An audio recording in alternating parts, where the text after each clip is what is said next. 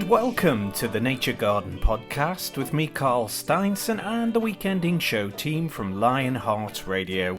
Come along with us as we take a bonny wee wander down the garden path and country lane with the birds and the bees and the flowers and trees, and it's a chance to hear some great Northumbrian stories.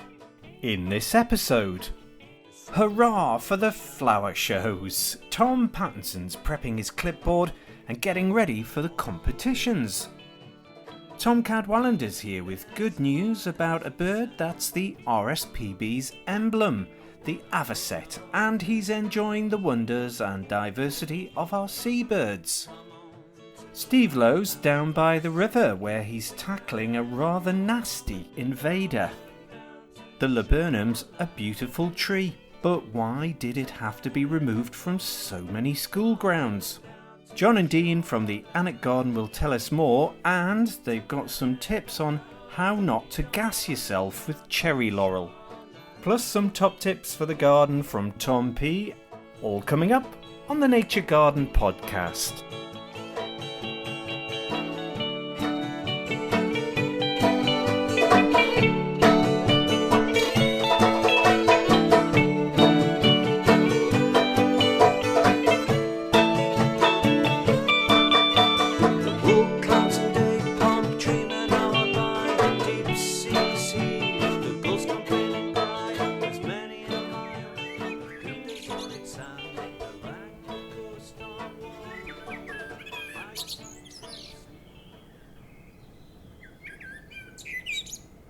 It's showtime across Northumberland as flower and fruit and veg shows begin, and Tom Pattinson's getting excited and he's getting his clipboard ready.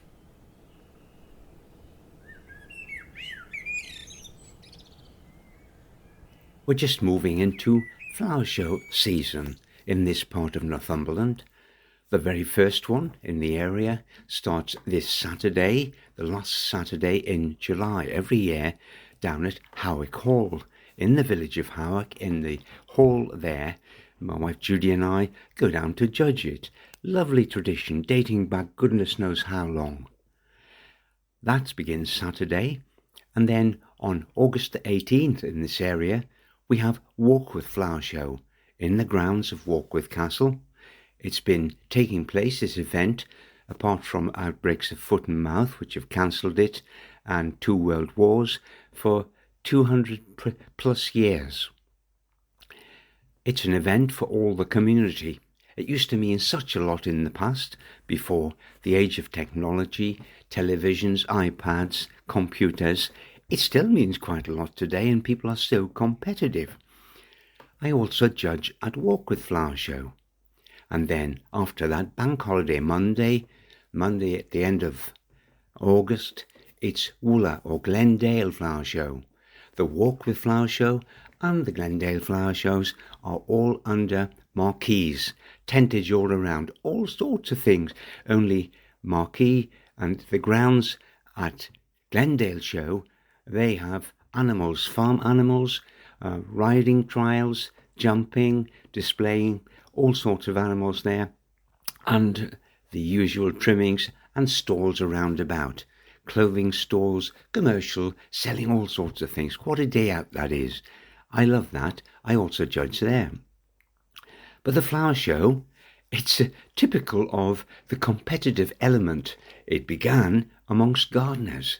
And way back, I was secretary of the Alnwick Flower Show, which is now defunct, unfortunately, the autumn flower show, which was held next to Alnwick Castle in the field there. I was secretary for several years, and in that position I had access to the archives, and amongst them was a series of minutes of meetings from the past which explained how the show started. It began in a public house, a local pub in Alnwick, Mrs. Rattray's 3 Tons Inn, on the 30th of July 1819. Some gardeners in the area who loved to get to the pub for a drink, socialise, they grew especially gooseberries. So we could say that Alnwick flower shows, and possibly those in this area, certainly some in the north of England where gooseberry shows are still in existence, these shows started under a gooseberry bush. Here's how it happened. They brought some large gooseberries in, and they were weighed, and there were a set of judges, and they had different classes, because we have red gooseberries, yellow gooseberries, green gooseberries, and white gooseberries. Believe it or not, we generally just see the green or the red. And they started off in this way, with a committee and with first, second and third prizes, which must have gone down well. Everyone looking to win the bragging rights on the day with the biggest gooseberries. This started many gardeners in this area to start hybridizing themselves and actually producing gooseberries which were bigger and better by crossbreeding, and there's some super names from the time. There was a Lord Nelson, of course, and there was a Lord Wellington, and then sometimes they named them after themselves, their own name there. Robson's Belmont was one, Nixon's Monderoy another, Knight's Marquis Staff. Goodness knows what that is. I wonder where all those varieties are now. About 2 years into the gooseberry show in Alnwick, 1821, someone came or brought along some carnations, and they are awarded a prize of merit. 2 or 3 years later, someone brings along a giant cabbage, 28.5 pounds weight. It joins, and then gradually others keep bringing it to the gooseberry show still, but up till about 1835, they decide there's so many different types of produce coming in. Okay, we'll call it a horticultural and industrial and botanical show. And the flower show was born. More of gooseberries and soft fruits in a minute.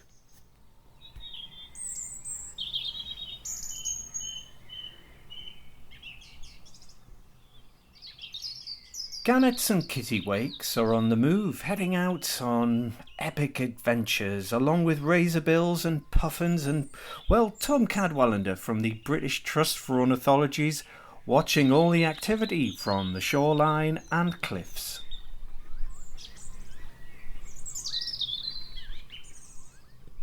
I must go down to the seas again for the call of the running tide. It's a wild call and a clear call that may not be denied. Well, really, that's pretty much me. I just love the sea, and at this time of year, late July, early August, I've just got to go down to the sea. And I'm often minded of the title of Iris Murdoch's book as well, The Sea, the Sea.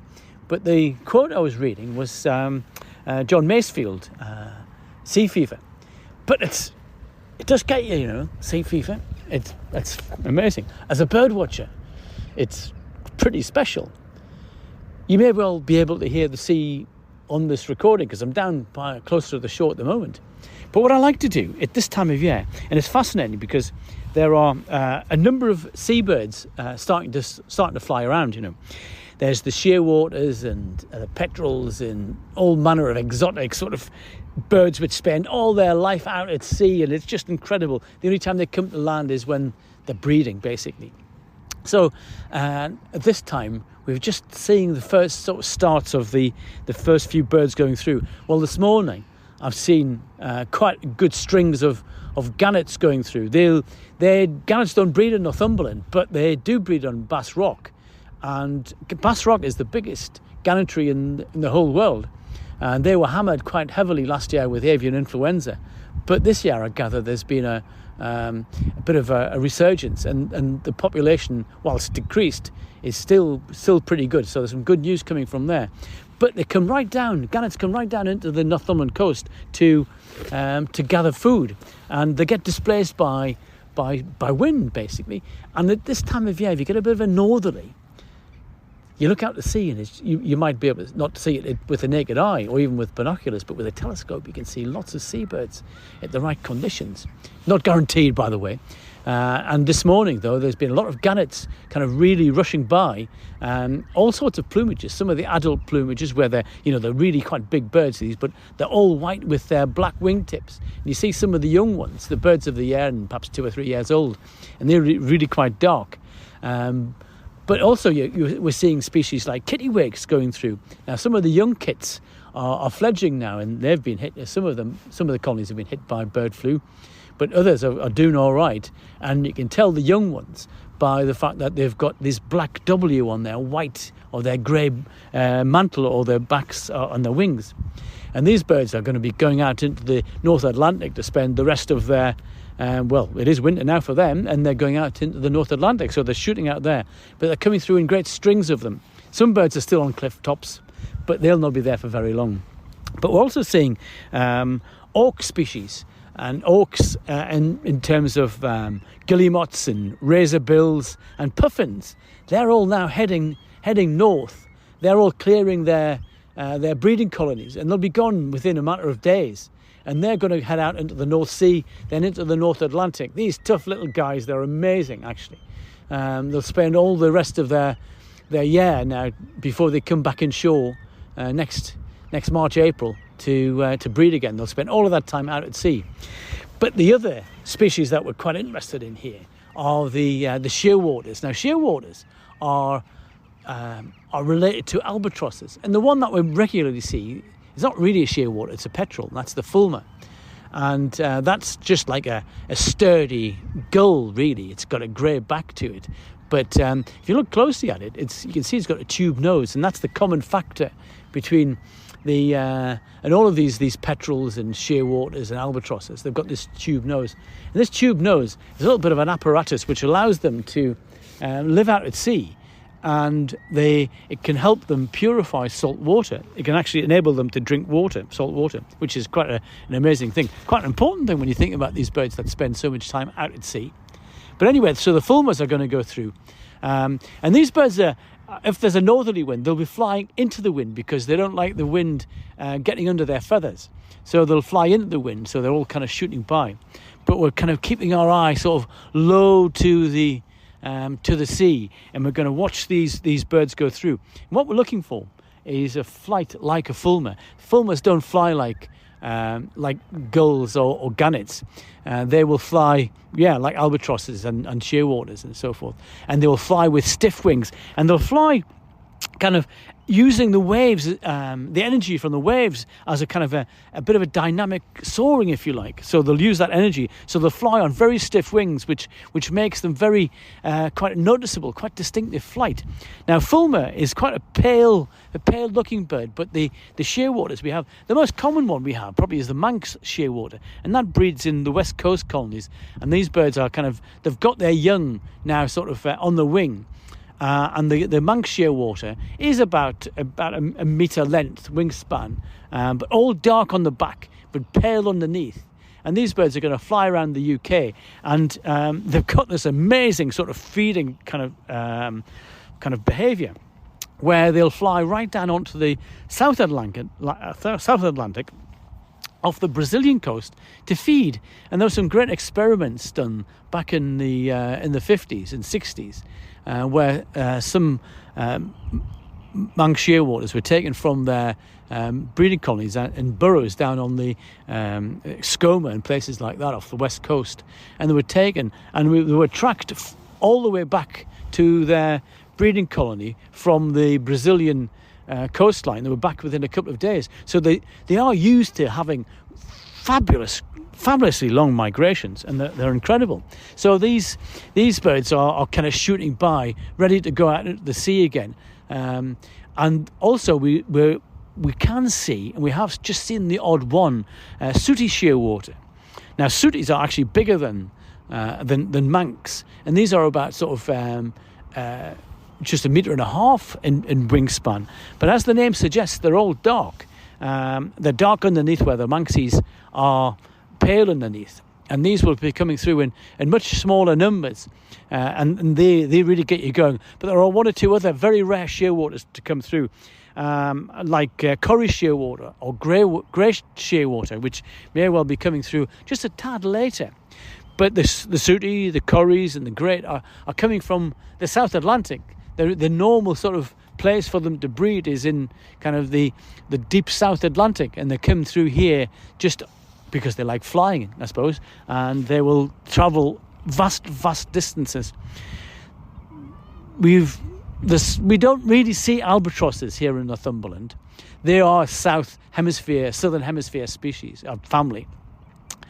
And but there is one bird, one individual. It's a black-browed albatross which spent a couple of summers at Bempton Cliffs in Yorkshire a couple of years ago, and we've been fingers crossed hoping it's going to be coming through this part of the world, but it hasn't so far, and I think it must be back off the German coast where it has spent quite a lot of time. Now, all of these birds are incredibly long-lived. They live 30 years, 40 years, perhaps even 50 years. And I think some of the big albatrosses, which don't get here, can live up to 80 to 90 years old. Even Fulmar, which is our commonest kind of shearwater petrel, they can live up to 40 years. So you can imagine the amount of miles they travel on any given year. It's absolutely amazing. And this is the best time to see them, really, when it comes to late July, early August, right through into September. You'll see me on a kind of a rocky outpost. I like to go to Cullen's Point, actually, with my telescope and a flask, a very warm jacket because the seaside can get really quite cold, peering out into the sea, trying to pick up these oceanic waves, just waves moving by. I'm not alone in doing this. There's a little hardy band of us in this part of the North Northumberland. It's quite a good team spirit going on. It's great fun, and I love it. Really, it's great stuff, and it's something I look forward to every year. So yes, the sea. I must go down to the sea. Brilliant stuff.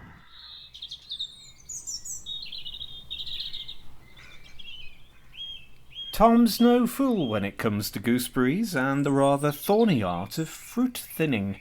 And guess what? Ripening currants means it's jam time. Gooseberries aren't as popular today as in days of yore, but they still exist, and I grow gooseberries. One of the problems is, I suspect, if you go into a supermarket at the moment, there are punnets of strawberries and raspberries ready there for the paying, buying, getting home and eating immediately, and so tasty they are. And gooseberries, unfortunately, this time of year, near the end of July, aren't yet ripe. They come in two types, really. There's the culinary type for cooking and the dessert type. So my way around that is to say, look, I'm going to have a dual purpose type. And so I've got a green one called Invicta, a green fruited one, and the red one is called Wynnham's Industry, red fruited type. Now at this time of the year, I'm thinning out the fruits. If I thin out the fruits, remove quite a lot of them, those that remain have more food for themselves, whereas if they were sharing it, they'd stay fairly small. And this is a ploy that the exhibitors of gooseberry shows of the past used to get the biggest gooseberries. So I end up with decent gooseberries. What do I do with the thinnings? Well, of course, you can use them in cooking. They become a culinary type early on, dessert type later. Put them into pies, stew, anything you wish for the kitchen. Don't waste them. So that's the gooseberries. What about the pruning of them, though? I know they've got those awful thorns. Very difficult to handle. Very difficult to pick the fruit. Some people let them grow into a thicket of growth, and that just allows gooseberry mildew, that fungal disease, to attack them. You want plenty of air going through, and if you have an open centre, which is the way to go, I think, when you've got a young plant to get into the garden, then that solves the problem. Put some canes in, not too long, at the base of the gooseberry bush when you've planted it and radiate them out. Say about 4 or 5 canes if you've got 4 or 5 good, strong young stems. And tie the young stems to it so it forms a goblet shape, or the plant forms a goblet shape. Keep those canes in position a year or more, as long as it takes to train those stems to go outward. Now you get a circulation of air going through the centre, and that generally avoids, it does with me, any fungal attack at the centre. And of course, if the gooseberry sawfly or magpie moth come and lay their eggs, and the caterpillars start crawling around, they can defoliate the plant, the gooseberry bush, within a few days. But if you see them, keep an eye open for them, easy access to get rid of them. The gooseberry is a very useful plant, never underestimated. Alongside the gooseberry, we've got the black currants, red currants and white currants. The black currants tasted a bit tart, a bit sharp to taste until recently, and the red currants do, but they are ripening now, rapidly. So we don't see them on the supermarket shelves either for sale, much around here. But what we can do with them is make them into jam, or freeze them on trays in the freezer, and then use them during the winter as and when you wish. They're worth buying, certainly. The black currants, I go for the Ben varieties. That is Ben Nevis, Ben Moore, Ben Lomond, or Ben Sarek. Ben Lomond was the first one bred, Scottish bred, tough, stand up to frost, and they flower later than various other varieties of blackcurrant. So they're very reliable. They don't grow very tall either. About a metre they level out at. And the fruits, they're much larger than any other varieties. So Ben Sarek has served me well. I've had it in the garden here for 15 years now. I prune it every year. It has about 6 or 7 main old stems coming up at any given time. Each year I cut 2 of those out. They've just given me a lot of fruit, so I cut those out, and young stems appear over time, within a year. And you prune those in and get another old stem out next year, or maybe 2, and it keeps rejuvenating the plant. And if you plant deeply when you first get them, plant them deeply, then the scent shoots from below ground surface. Steve Lowe is out with the Northumberland Rivers Trust this week, looking at ways for people to get involved in nature work. And he's rolling his sleeves up, well, down actually, to tackle a rather nasty invasive plant. Well, hey, Pete, it's a little bit nippy at the minute, isn't it? Yeah, thankfully it's a bit cooler than it was. Yeah, it's good. We've had some really hot days, haven't we? But plenty going on with the Rivers Trust, the Northumberland Rivers Trust. Yeah, we're keeping busy. Out today with the skill mill. So the young people, young lads, young women there, who's learning about wildlife and learning about all the trees we've got, the nature we've got in our wonderful rivers, learning about the birds, different types of plants. And the idea is that they can then pass that on to members of the community on some of these guided nature walks we're going to be doing. Yeah, and they've done really, really well today, haven't they? Yeah, they've taught me a lot of things as well. I mean, great memory, great, bringing out the facts about some of our wildlife, about some of the different plant types we've got. And some of the little things as well, some of the little, tiny little bugs and things, it's great showing just the nature. It's just on our doorstep right now, right beside our rivers. Yeah, I was really blown away with how engaged they were with it as well. So, and it's the first time they've ever done this, which is brilliant. I know, and I think some of them were a wee bit nervous to start with, but fair play to them, they did really well, and they're spotting different types of birds, and as I say, I learned quite a bit myself. Yeah, and we're going to put all of that information onto the regional data set as well, so go to Eric Northeast, which is great. That's it, yes. And, including the Japanese knotweed that we spotted there. Unfortunately, but it's one of those things. So, with the skill mill, that's a lottery project, isn't it? Yeah, so the River Health Project, it's a heritage lottery project that's working in South Northumberland, so on the rivers Lyne, the Wansbeck, the Blythe, the Pont, the Seaton Burn. And it's all about getting young people out beside rivers, trying to raise awareness of our rivers and trying to get people to just enjoy time beside water. So that's important. And this team from the Skill Mill, we've actually employed this team of young people with the aim of building their skills in woodworking and things like that to get them into construction jobs in the future. Yeah, and you're keen also to get young volunteers and local groups like the Scouts, etc., involved as well. Yeah, definitely. I mean, we've had some great conversations with the Ponteelan Scouts. We're keen to do some work in Ponteelan, building bird boxes, putting in some willow spiling at the side of the river there, so doing some nice things with the Scouts. And yeah, so young groups, we're keen to work with youth groups. We've already had a litter pick with the Brownies and the Guides in Blythe. So yeah, youth groups, if they're interested, please get in touch. And the best way to do that, Pete, to get in touch via Facebook? Yeah, the Facebook page is probably the easiest one. Yeah, get in touch via that, and we'll try and organise something. And these events can be in the evening, can be at weekends, so we can fit in around what people need to do. And for some of the guided walks that we're going to do, because I'm helping with those myself, we're going to put them on Eventbrite so people can book and they know when they're coming up and everything. Yes, that's it, yeah.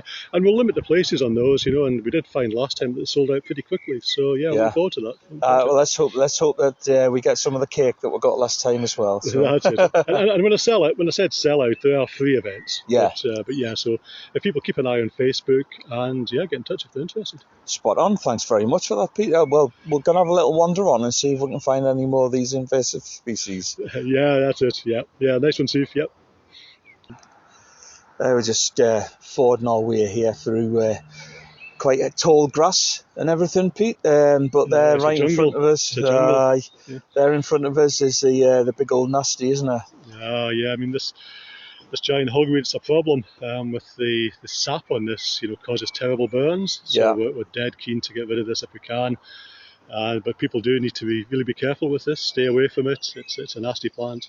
So just to describe it, because we do have a common hogweed as well, which I can see around us, but we are talking giant. Yeah. The giant hogweed really is. It does go with the name. Some of these plants, when they're mature, they really are 10, 12 feet high. Yeah.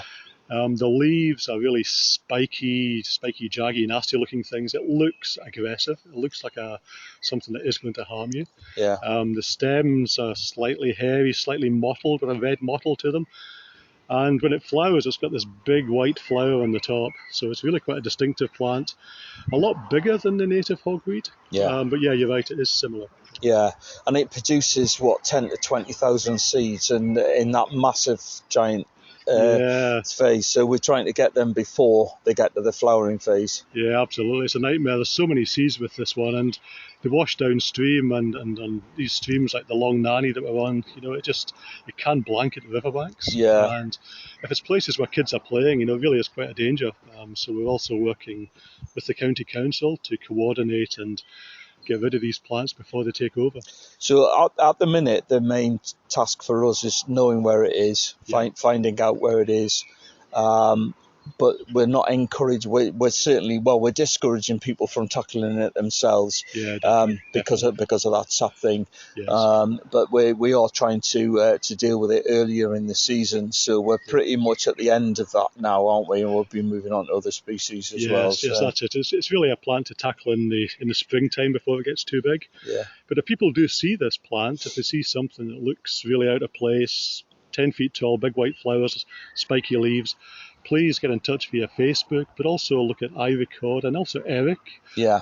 So really do flag it up to people, but don't try and claim it yourself. But a photo's great. Yeah. Please send a photo and we'll have a look. We'll have a look.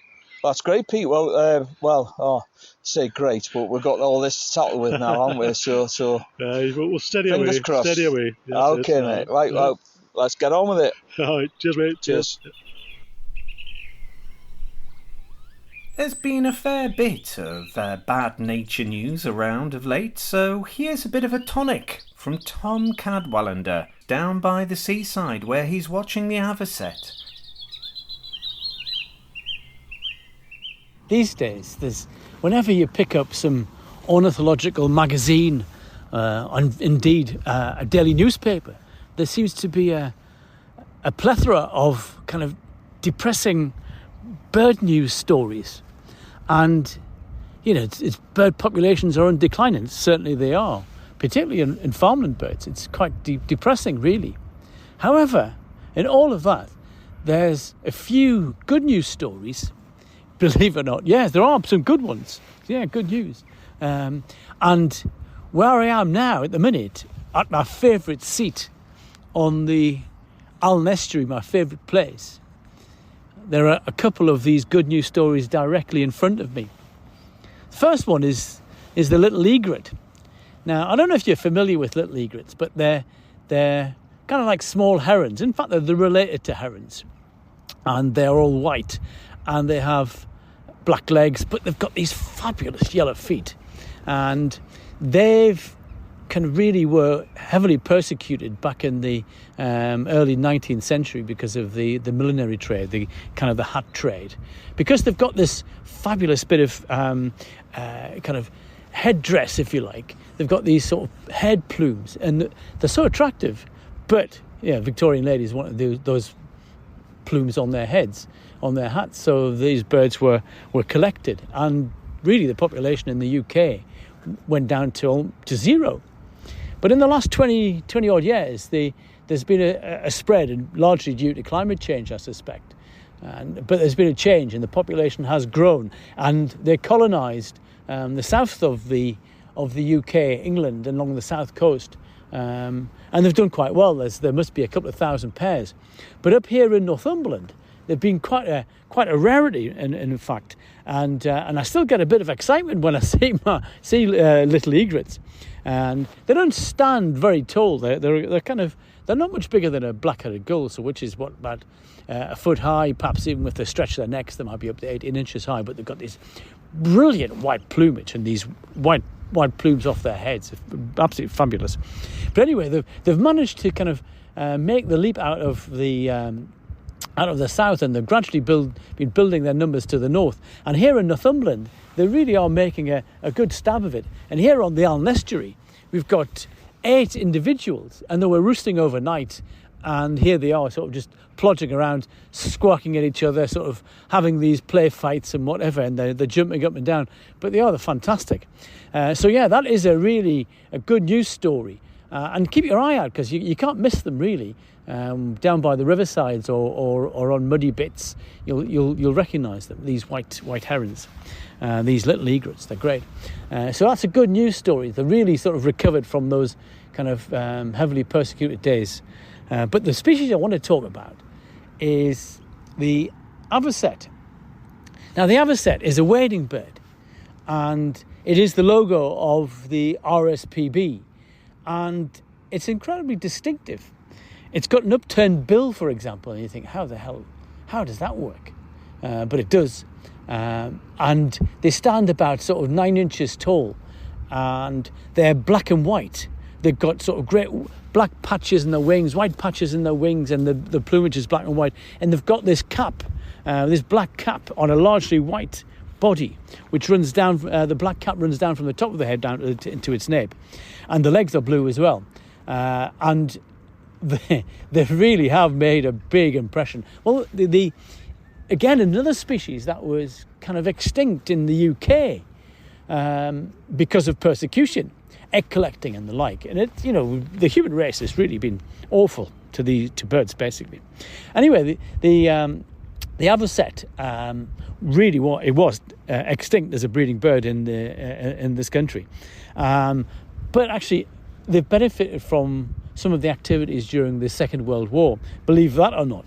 But during the early 1940s, marshes in East Anglia, Minsmere in particular, which is kind of one of the flagship reserves these days, RSPB flagship reserves, and the authorities at the time opened the sluice gates because this land was heavily drained to kind of create farmland, which sort of ruined and stopped habitat for these breeding habitat for these avocets. Anyway, this land was flooded, and this was to prevent any sort of landings through gliders and so forth, any part of the invasion. And so this all was flooded, and never one to miss an opportunity. Some birds are really quite opportunist. and actually they're colonised. When within 1947, there's about sort of 8 to 10 pairs on at Minsmere, which is incredible. And the RSPB took on management of Minsmere in 1947, and it became their top reserve. And at that point, the RSPB picked the Avocet as their logo, and it's gone through several manifestations since those early days. But it's still the Avocet, still with its distinctive upturned bill. So yes, they've been gradually sort of making their way, filling. There must be sort of something like 2,000 pairs breeding in the UK just now, and here again in Northumberland, they're making their presence felt, because they started to breed, must have been about 10 years ago, in Druridge Bay, which is in the southeast of Northumberland, and gradually they've kind of consolidated there, and they've made their way, and they're breeding now with Lowe Newton up on the North Northumberland coast, and there's about 5 pairs of them there. And from what I gather, this is the most northerly breeding colony of Avocets that we have in the UK, which is quite phenomenal. And getting to the point of the matter here, I'm sitting on the seat, it's Tom's seat on the Aln estuary, and there's a little pool, and there's 5 Avocets just roosting here, and there's 3 young'uns and 2 adults. Now, they've not bred here because there isn't the kind of habitat for them to breed, and we're too disturbed. But these birds must have bred in the north of the county somewhere, and I suspect it'll be Lowe Newton. But it's typical of the time. Here we are, kind of late July, and they're having their post-juvenile dispersal, as it's known. So they're spreading out, and this is a family party of them. And it's wonderful. Actually, it gives me quite a thrill. It's not the first time they've occurred here. We've seen them here on a number of years, but they're becoming more frequent. And it's so exciting. It's so exciting. You think, well, is there anything any good news out there? And this is one of the good news stories.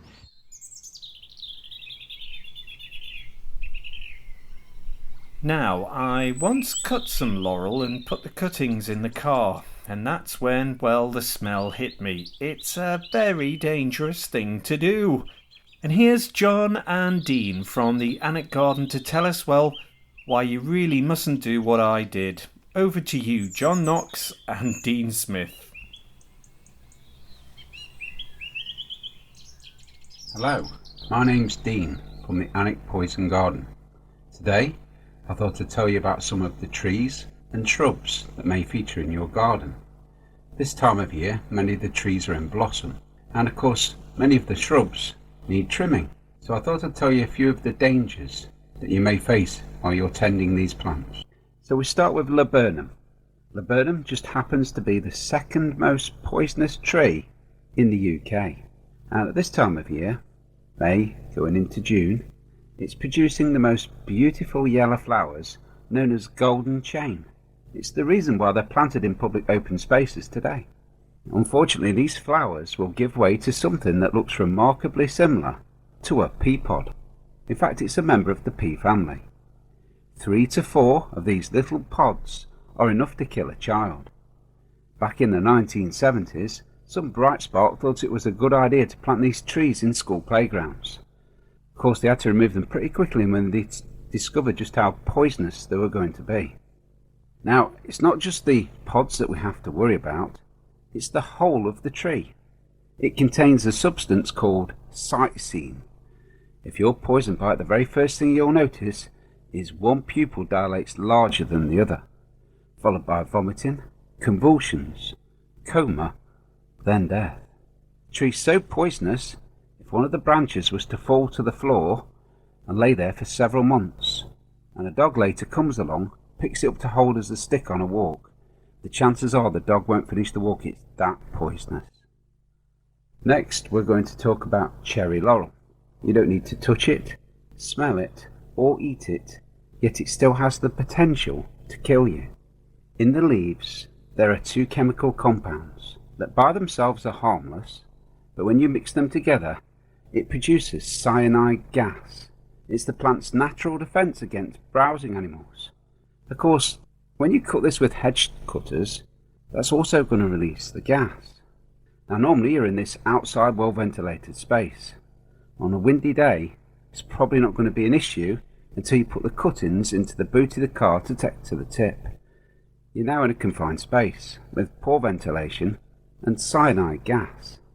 Travelling down the road at 40-50 mile an hour, cyanide is blocking oxygen from being absorbed into your blood.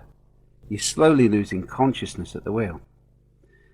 Now, it's estimated that up to 5 people a year may die through this scenario. Please join us next time for more poison plants that may feature in your garden. And so, to the sound of War Blackbird, here's Tom with some things to be getting on with in the garden this week. Well, it's jobs for the week ahead time.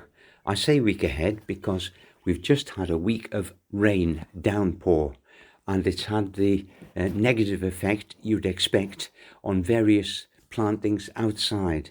The greenhouse has escaped unscathed. Really, we've been going in there each day, still taking side shoots out of the tomato plants, feeding them once every 10 days. We were, the week before, watering them twice daily. It was so hot. Now it's once, twice a week, maybe 3 times a week. But watch that, the watering of the tomatoes. We've had the crop of peaches, lovely big peaches, because we thinned them out. They have come and gone. Also, we're picking cucumbers at the moment in there. Leave them too long, they get too big. I've got a mini cucumber, 2 mini cucumbers, and they're just the right length, about 15 centimetres long. So the greenhouse is ticking over nicely. Outside's a different story. The fruit, the raspberries, they've been rotting on the plant, but it's okay.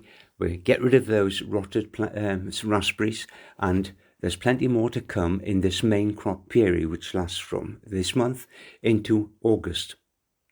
Coming after that, the autumn cropping raspberries are shaping up nicely. Just keep an eye on them, and of course on the birds. They've gone from the strawberries, the birds that is, especially the blackbirds, gone from the strawberries to the raspberries. And next, I see it will be the black currants and the red currants, because they are ripening just now, and they'll even go for the unripe gooseberries if we're not careful. So netting is the way forward. I've taken the nets from the strawberry bed and put them over some brassicas on the vegetables, cabbages, sprouts coming up, because the cabbage white butterfly is on the air at the moment, and it can wreck those greens very quickly. So the strawberry net is now on the brassicas, protecting them. Corn on the cob is coming on well, and the big one in there, we've got about 10 different courgette plants. Now 3 would be enough for our family. You've got to keep on picking the courgettes when they too are about 15 centimetres, 6 inches long. If you don't, you leave one plant for 2 or 3 days, you find that on the way to growing into marrows. But if you want marrows for the local flower show, a big marrow, then of course designate one of your plants to produce the marrows, and it will oblige, believe me. So we're picking those all of the time. Looking around the peas and beans, we're harvesting the broad beans at the moment, and some of the peas, we can't keep up with them. We have the Mange 2 type, we have the traditional garden pea, we have 2 or 3 varieties there. Some of them are going a bit woody at the moment, so we'll remove them and get something else in the place. We're still digging the potatoes. Don't leave them in too long, because as we get into August, and you left them in the soil, if there were earlies, that is, early varieties, then there's a chance of slug damage getting to them. So at some stage soon, when you're ready, get those potatoes lifted and stored so you can use them, say, access them from the garage. We're looking, I'm also looking across, I'm looking at the window from this panoramic view. I'm looking out over at the lettuce. I don't grow hearting lettuce because it takes about roughly 90 days, that's 3 months, from sowing the lettuce seed to getting a heart on it. And You get that one lettuce, pick it and use it perhaps within a day for the family, or maybe 2 days, and it's finished. So I grow leaf lettuce. That's the salad bowl type, the green leaf, and the Lollo Rosso, the red leaf type. It's good value. I sow the seeds. Within 3 weeks, I'm picking micro leaves. And then after a month, I'm starting to pick normal leaves. And the more you pick, the more appear. It's cut and come again. So that lettuce, as long as you water it, it can last 3 or 4 months, depending on yourself. But I do, after a couple of months, sow another lot. After 8 weeks, sow another drill. And you can keep them going in this way, fresh lettuce, all the way through summer. Can't get on the lawns at the moment, they're just too wet. But once I start again, I can't go at the summer level. I'll raise the blades a couple of notches and then go down again gradually over 2 or 3 weeks. Whatever you're doing over the coming week and during our little recess, enjoy your gardening. You've been listening to Gardener Tom Pattinson, Birder Tom Cadwallender from the British Trust for Ornithology, and Steve Lowe from the Northumberland Rivers Trust. I'm Carl Steinson, and don't forget you can listen back to all the previous reports we've done on the Nature Garden podcast. Enjoy your gardening and time outdoors with nature. Oh, and we'll be back after a wee summer break in September. Enjoy the rest of the summer, folks. Bye for now.